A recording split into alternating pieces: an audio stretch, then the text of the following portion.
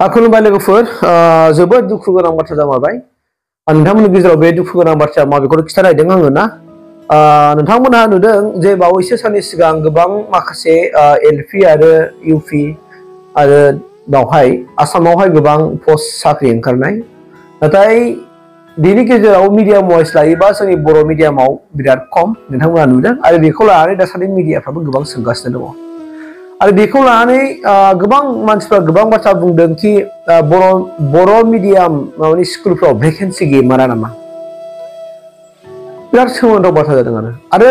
दादि आथिखालाव जोंनि बिटिआर गभर्नमेन्टनि आन्दारावबो भेकेन्सि गैमारा नामा दादि 1200 पस्ट फैबाय थादों 1216 थाना बेसेबांबा पस्ट बेफोर पस्टआ मा बिसोरो दं आरो मोनब्रै डिस्ट्रिक्टनि गेजेरावहाय दाथ' टाउनफोरखौ लायोबा मोनबा डिस्ट्रिक्ट जाबाय बे मोनबा डिस्ट्रिक्टनि गेजेरावबो माबोरै जेन'बा दा 1217 पस्ट थामारखो एसे बिराद साननो गोनां जानानै फैदों बाथ्राया स' बिनिखायनो गोबां मानसिफ्रा बुङो नंगौ दाखालि एके ब्रादाराबो मोनसे भिडिअ बानायबाय थादों बर'नि मिडियामखौ लानानै बर' इयुननि थासारिखौ लानानै बर' बिजोंनि फारसे बर' राव हारिमुखौ थांनायनि फारसे लानानै आङो गोबां बाथ्रा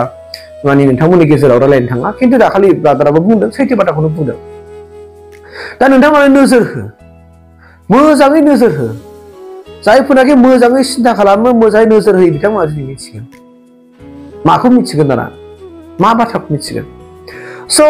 माने फाउन्डेसन लेभेला गोरा जायाबा मालाबाबो जोङो गिदिर गिदिर बिल्डिं लुनो हाया नुनो हागोनसो नोङो फाउन्डेसनखौ नोङो दुरबल जुदि होनानै बे फाउन्डेसनखौ नोङो दुरबल होनानै जुदि नोङो न' बिल्डिं नों दालाय दाखोबाय थायोबा बे दालाया जागोनसो बे गुरुबोना गुरुबा जुदि अजनखौ लाखिनो हानाय नङा बे ग्रुब लागोन बिल्डिंआ गासिबो गुरुजोबगोन बे मानोना नोंना फाउन्डेसना नंखायाबा दा बेनिखायनो जुदि जों फाउन्डेसनखौ थिक माने खालामनांगौबा बिजोंनि खेथ्रआव जों बुंनो थाङोबा फाउन्डेसना जाबाय एलपि स्कुल नङा होमबा एलपि स्कुलखौ जोङो थिक खालामबासो नोङो इमि स्कुला मोनसे थाला जाहैबाय जों मोनसे थाला लुनो हागोन ओमफ्राय जुदि फाउन्डेसन थिक जायोबा इमि स्कुलखौबो जेनेबा हाइ स्कुला मोनसे थाला जाहैबाय जों बेखौ मोनसे थाला गाखोनो हागोन बेनिफ्राय नोङो कलेज लेभेल थांबाय इउनिभार्सिटिसिम लेबाय बे थाखो थालाखौ जों माबोरै दानो हागोन दाना नोंहा जुदि फाउन्डेसना जुदि उइकखाबा सासे गथ'आ जुदि हमनानै एलपि स्कुलाव हाबनानै बर' बिजोंखौ मोजां फरायनो रोंला एलपि स्कुलाव मोननाय इंलिस होबाय इंलिसखौ मोजाङै फरायनो रोंला मेथ्स फैबाय मेथ्सनि फारसे मोजां गियान थानो रोंला ससियेल साइन्स फैबाय ससियेल साइन्सनि फारसे मोजां नलेज मोनला बा गासैबो साबजेक्टनि बेलायाव जुदि बेहा जुदि मोजां नलेज मोननो हायाखैब्ला फाउन्डेसनाव उइक जाखाबाय दाना होमबा बेयो बोरै थाखो बिलिसिम थांनो हागौ दाना बे थाखो जांख्ला एबा थालायाव जों बोरै थांनो हागोन बोरै इमि स्कुलसिम थांनो हागोन बोरै हाइ स्कुलसिम थांनो हागोन बोरै कलेज इउनिभार्सिटिसिम थांनो हागोन माने साननो गोनां बाथ्रा जामारदों दा बेनि बेलायावबो जुदि एलपि स्कुलाव जुदि अनलि सिंगल टिचार जायोबा बे फोरोंगिरिया मा फोरोंगोन आरो जाय बिथांमोना बुंबाय थादों कि माने सिंगल टिचारजों हायो माबा मोनसे हायो बै बेक्तियारि नामायनानै सिंगल टिचार एलपि स्कुलाव मावफैनायसै बै बेक्तिफ्रा एलपि स्कुलाव मावफैनाय आरो फोरोंगिरि हिसाबै मावफै बेक्तिगत हिसाबै जिउआव बिथांमोना जुदि गिजे नुहोदोंब्ला सासे फोरोंगिरिया सानसेयाव बेसेबां सानसे फोरोंनो हायो आरो जुदि नोङो क्लास 1 निफ्राय लानानै क्लास 5 सिम दिनै एलपि स्कुलाव जाबाय होमबा क्लास 1 जुदि मोनबा साबजेक्ट जायोबा क्लास 4 जुदि मोनबा साबजेक्ट जायोबा क्लास 2 जुदि मोनब्रै साबजेक्ट जायोबा क्लास 3 आव 2 आवबो जुदि मोनब्रै साबजेक्ट जायोबा बेसेबां साबजेक्ट जाखो दाना टटेल हिसाब खालामदो दाना हिसाब खालामदो ओमफ्राय दा हिसाब खालामनानै सानसेयाव बेसेबां साबजेक्ट फोरोंनांगोन हिसाब खालामदो एभारेज हिसाबै मोनथामखौ लाबाबो मोनबा बेसेबां जायो मोनथामखौ लाबोदों एभारेज हिसाबै होमबा मोनबासो क्लाससिम फोरोंनांगौबा बेसेबां जायो 15टा साबजेक्ट सानसेयाव फोरोंनो हागोन ना आरो जुदि गथ'फ्रा जुदि सानसेयावबो जुदि मोनफ्रोमबो साबजेक्टखौ जुदि फोरोंजानो मोनाब्ला बे गथ'आ बोरै मोजां रोंगोन माबोरै मोजां रोंगोन दाना ओंखायनो मा खालामदों फाउन्डेसन लेभेला थिग जाखानांगौ फाउन्डेसना माने जों जेब्ला बिल्डिं लुनो थांगासिनो दङ फाउन्डेसनखौ जुदि मोजां लुखायाबा नों बाहा थाला नोङो माने मा होनना बुङो बिल्डिं बोरै दाखोनो हानांगौलाय खैथाला नों बिल्डिं दाखोनो हागोन दाना हानाय नङा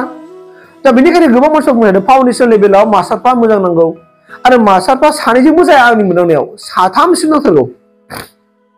मिनिमाम मोनसे एलपि स्कुलाव साथाम मास्टार नांगौ अब्लासो मोजाङै फोरोंनो हागोन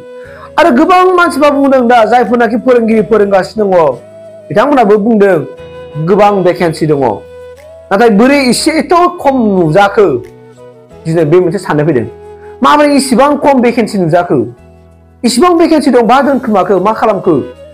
बे मोनसे कुइसन सिखारदों बे कुइसन बे होमब्ला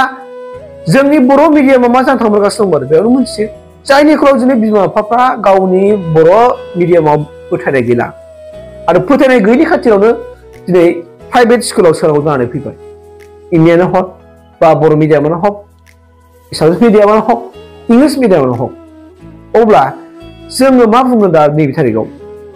जों सोरखौ दुसिगोन दाना दिनै गभर्नमेन्टआ मा मावबाय दं गभर्नमेन्टआ थारैनो बेफोरबायदिखौ मोनथिना मिथिबारा माने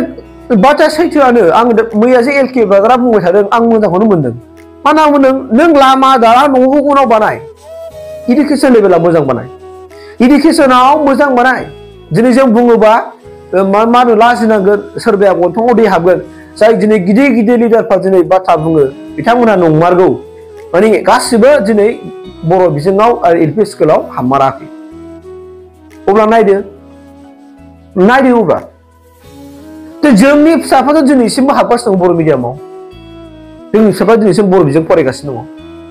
आंहा मोनसे समायखिरा दंखायो आंनि गथ'खौ आं माब्लाबाबो इंराजि बिजों फोरोङा होननानै आंनि गथ'खौ आं मालाबाबो इंराजि बिजों फोरोङा होननानै आं आगोलनिफ्राय जे समनिफ्राय आंनि मेलेमाव हाबदों बिजोंनि माखासे मोनदांथिफ्रा मेलेमाव हाबदों अबे बिनिफ्रायनो आं समाय लाखादों आंनि गथ'आ रों बर' बिजोङाव फरायनांगौ बे आं थिरांथा लाखादों आंखौ सोरबाया गोबां मानसिफ्रा बुंदोंमोन इंराजि बिजोङाव सोदो दा नोंनि बर' बिजोङाव सोनानै जेबो जाला नाथाय आंनि सायाव बिसास दं आं आंनि गथ'खौ बर' बिजोङाव सोदों आरो आं रोंहोगोन बेसेबां हायो आं नाजागोन नाथाय जोंनि बिदिबायदि होननानै नोंबो आंबो जुदि जोंनि दैदेनगिरिफ्रा जुदि खुनु मोनसे गावनि बर' बिजोंखौ माबोरै लाला बुंला जेरै खाथि खाला जोंनि ओनसोलावनो गोबां माखासे ट्राइबेल माहारिफोर दं बिथांमोननि रावा दिनै थैलांबाय ना लेंगुवेज दंबावो ना न'खरावनो रायलायनाय राव दंबावो इभेन जोंनि रावाबो जे जानो थांगासिनो दङ दिनै गुबुन गुबुन डिस्ट्रिक्टआव दिनै बर'फ्रानो बर' रायलायनो रोंला लाजिबाय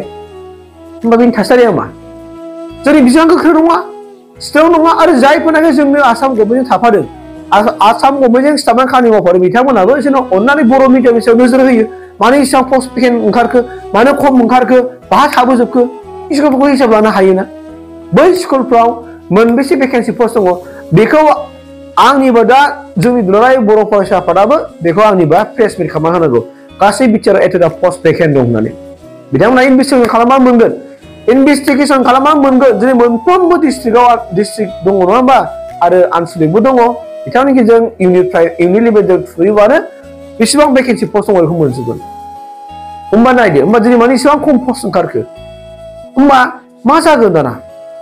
बिराद साननो गोनां बिराद गुलाय गुजाय मोनदांथिफ्रा जोंनि खर'आव जायगा मोनदों ओंखायनो आं खावलायगोन जोंनि दानि बिटिआर गभर्नमेन्टआबो बिनि सायाव मोजां इनिसियेटिभ लाथों थाबैनो होथों खुगायावल' बुङा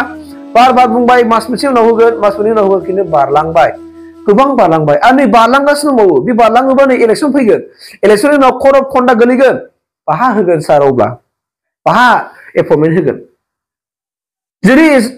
फेब्रुवारिनि गेजेराव होआब्ला बाहा होगोन दाथ' नोङो राजनितिनि थाखाय नोङो दा बिराद माबा जाखानोसैसो नोंहा मा होननानै बुंदों बिराद बिजि जानोसै अब्ला माला होगोन सार ओंखायनो आं खावलायगोन सारमोननिखौ अननानै जेन' मोजां आगु सरकारा जे मावनो हायाखिसै नोंथांमोना मावना दिन्थिदो आं बेखौनो आंनि गोरबोनिफ्राय खावलायबाय बर' बिजोंखौ बासायनो थाखाय थाबैनो बिटिआर हालामावबो LP ME high school tuition थाबैनो मा खालामनो गोदान मास्टारफोरखौ एपइन्टमेन्ट होदो आरो थिसनना होदो गोबां टेट पास जानाय दंखायो बुहुत टेट पास जानाय दङ दिनै टेट पास जानाय गैया होनना बुङा जानाय नङा गासिबो दंखायो नाथाय मानो होआखै आरो आसामाव माने एसेबां खम पस्ट ओंखारदों बिनि सायाव जेन' नोंथांमोना बाथ्रा बुंगोन सरकाराव थानाय हिसाबै आं बेखौनो खावलायबाय थेंक इउ